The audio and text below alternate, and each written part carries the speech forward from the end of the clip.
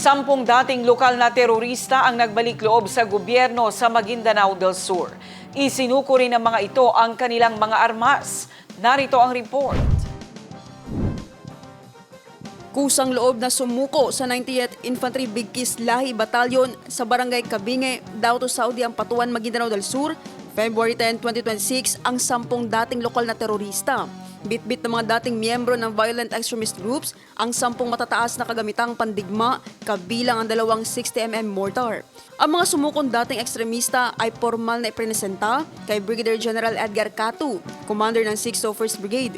Tumanggap sila ng cash assistance, livelihood support at bigas mula sa MPOS BARM at lokal na pamahalaan ng Sharif Agwak, Dato Saudi Ampatuan, Dato Unsay, Dato Hofer at Dato Abdullah Sangki bilang bahagi ng kanilang reintegration sa komunidad. Dumalo rin sa seremonya sina Dato Saudi Ampatuan Mayor Basir Uto, Vice Mayor Moads Alim, Dato Hofer Councilor Vice Haris Ampatuan at Dato Abdullah Sangki Vice Mayor Samsudin Sangki. Ayon kay Brigadier General Catu, ang pagbabalik loob ng mga dating lokal na terorista ay paalalaan niya na laging may daan pabalik sa tamang landas at sa buhay na mapayapa kasama ang pamilya at komunidad. Naphtali Velarde, iMinds, Philippines.